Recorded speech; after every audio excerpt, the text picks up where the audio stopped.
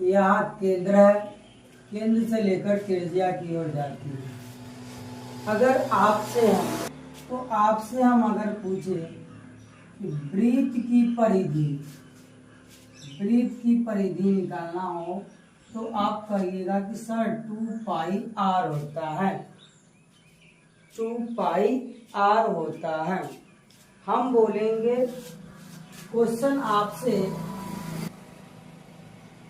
त्रिज्या वाले को वृत्त की परिधि ज्ञात करें। तो 7 सेंटीमीटर त्रिज्या वाले को क्या करना होगा? तो 7 सेंटीमीटर त्रिज्या वाले परिधि निकालने के लिए बोलता है ना, तो परिधि के फॉर्मूला वृत्त की परिधि क्या होता है? 2πr। तो परिधि निकालना है आप लोगों को, तो 2π का मान बोले हैं 22/7 और r का मान 7 है। 7 से 7 खत्म, तो आपका परिधि कितना आया? तो 44 सेंटीमीटर। परिधि की मान हमेशा सेंटीमीटर में होगा और क्षेत्रफल का मान हमेशा सेंटीमीटर स्क्वायर में होगा। अगला क्वेश्चन ले लिए 21 सेंटीमीटर त्रिज्या वाले को वृत्त की परिधि ज्ञात करें। वाले है तो वृत्त की परिधि, तो परिधि निकालने के लिए फॉर्मूला आपको पता होगा कि सर 2πr होता है। तो 2 गुना पाई का मान 22/7, r तुम्हारा 21 है, 7 किया 21, 44 300, मतलब कि इसका 132, 44 13, मतलब कि इसका परिधि आपको 132 होगा। क्वेश्चन आपसे पूछ ऐसे देगा 21 सेंटीमीटर व्यास वाले 21 सेंटीमीटर व्यास वाले वृत्त की परिधि ज्ञात करें। वृत्त की परिधि आपको जब भी व्यास में कुछ क्वेश्चन दिया हुआ रहेगा उसको आप लोग पहले त्रिज्या निकालना होगा। आर का मान बोले निकालने के लिए तो क्या करिएगा? आपको त्रिज्या निकालने के लिए परिधि बाय मतलब कि व्यास बटा में 2, तो आपका 21/2 r का मान होगा। तो आपको r निकल गया, तो परिधि निकालने के लिए बोल रहा है तो 2πr, 2 गुना 22/7, r का मान 21/2 है। 2 से 2 खत्म, 7 दिया 21, 21 दिया 66 आपका परिधि होगा। व्यास वाले को वृत्त की त्रिज्या ज्ञात करें। तो आपको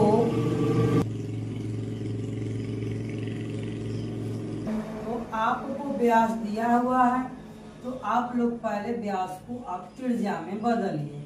तो त्रिज्या में बदल देने के लिए आपको d/2 कर दीजिए, 20/2, r का मान आपका 10 होगा। जब r निकल गया तो परिधि पे रख के बना लीजिए, तो परिधि निकल जाएगा। परिधि होता है 2πr, 2 गुना 22/7 गुना 10, 22 × 44, मतलब कि 440/7 सेंटीमीटर आपका त्रिज्या परिधि होगा। तो आपको आज के वीडियो में वृत्त का व्यास और परिधि निकालने के लिए हैं। तब तक के लिए जय हिंद। हेलो दोस्तों, कैसे हैं आप लोग?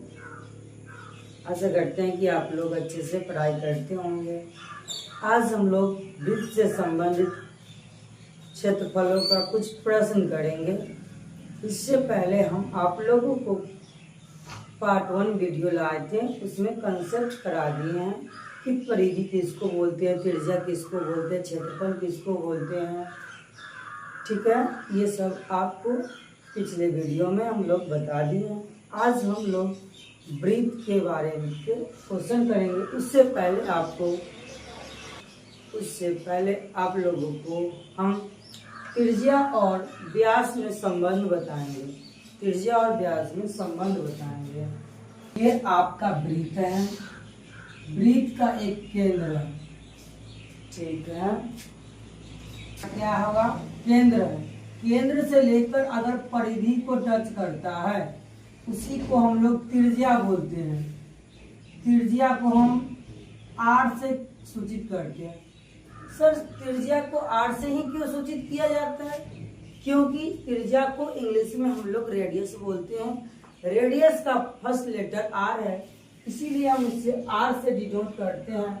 और व्यास को डायमीटर मतलब कि डी से डिनोट करते हैं।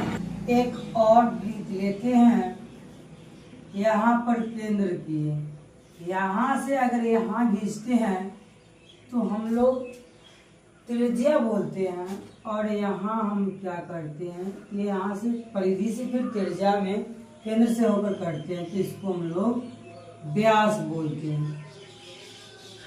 पहले हम त्रिज्या है तो त्रिज्या को समझते हैं।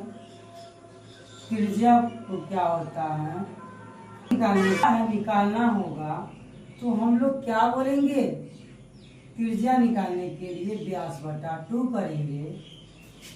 त्रिज्या निकालने के लिए हम लोग व्यास बटा 2 करेंगे। आपको अगर व्यास निकालना होगा तो आप क्या कीजिएगा, 2 गुणित त्रिज्या, मतलब कि इधर भाग में है और भाग को हम पलटेंगे तो गुना में जाएगा ही, तो वो 2 गुणित त्रिज्या। अगर आपसे पूछेंगे कि त्रिज्या आपको 10 सेंटीमीटर दिया हुआ है, आपसे पूछेंगे कि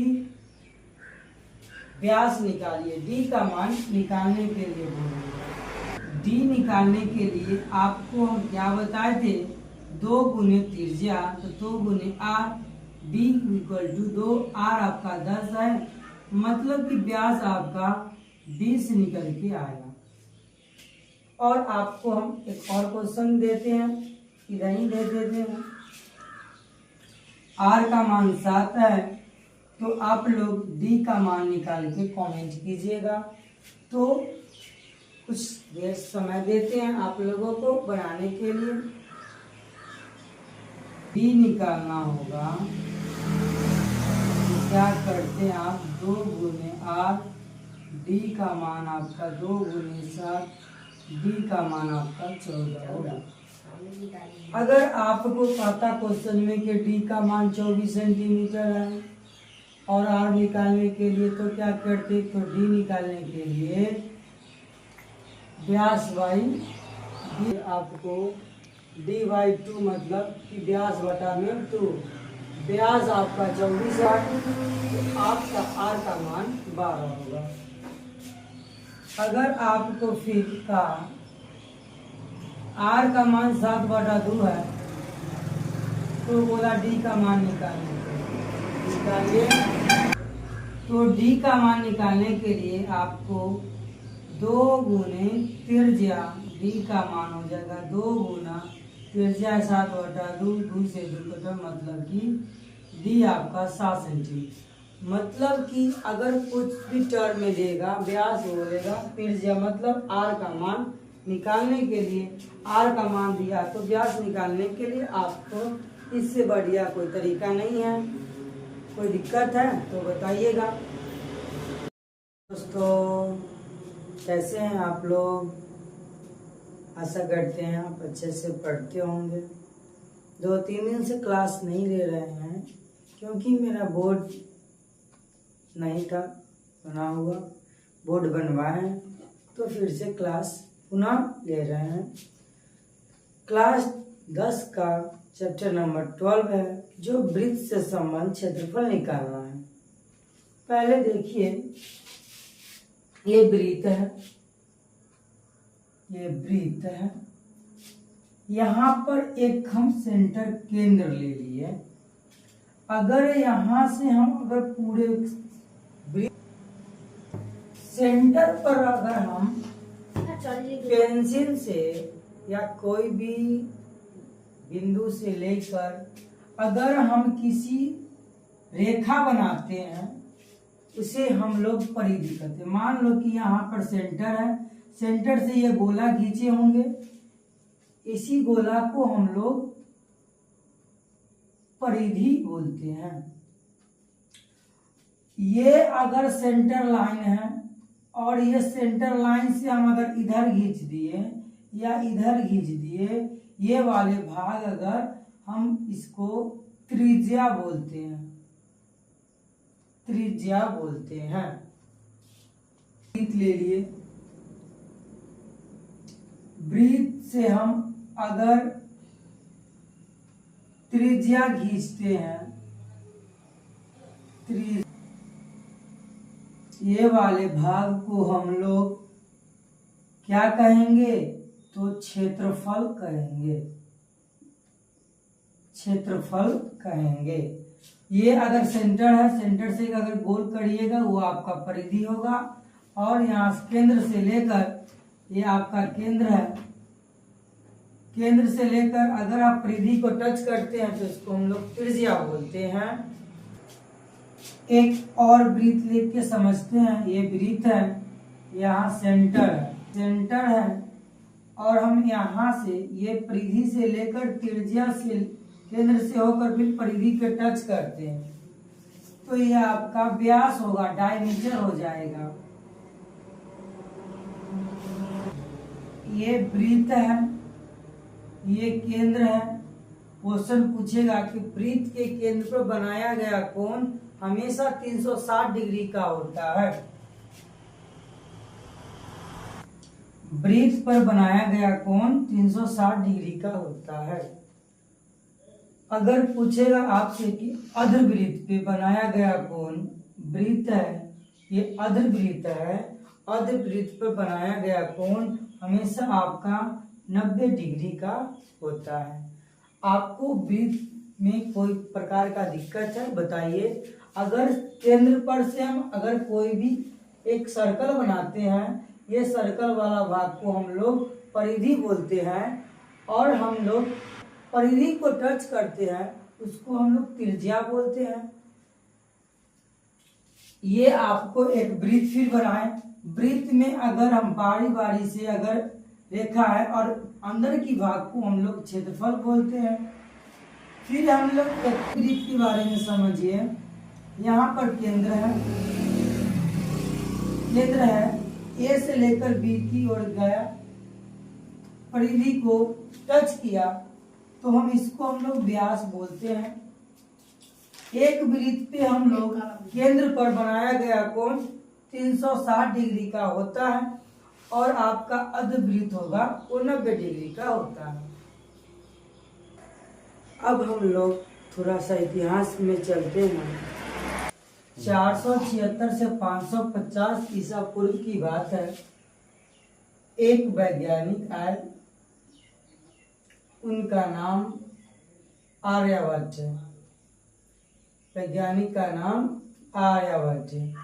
ये बताए हैं कि ये वृत्त है, ये यहाँ पर केंद्र है और केंद्र है जो परिधि को टच करता है, तो इसको हम लोग व्यास बोलते हैं। वृत्त का व्यास मतलब कि परिधि बटा में व्यास, परिधि बटा में व्यास एक अचर मान होता है, अचर मान होता है, अचर मान होता है, वो मान आपका पाई है। ये वैज्ञानिक कौन बोले थे? ये वैज्ञानिक आपका आर्यभट्ट बोले थे। आर्यभट्ट बोले थे, वो आपका ग्रीक भाषा से लिया गया है। पाई ग्रीक भाषा का शब्द है जो आर्यभट्ट बताए थे। कब? 476 ईसा पूर्व से लेकर या 550 ईसा पूर्व तक होता है। फिर एक और वैज्ञानिक है, वो पाई को मान दशमलव में भी तोड़ दिए। पाई का मान ऐसे तो 22/7 होता गया, जो बताए थे कि पाई का मान 22/7 होता है। लेकिन एक वैज्ञानिक और आए, वो वैज्ञानिक आपका श्रीनिवास रामानुजन है, जो पाई का मान अनंत तक मतलब दशमलव की ओर बहुत और तक तोड़ दिए। लिखते हैं कि श्रीनिवास रामानुजन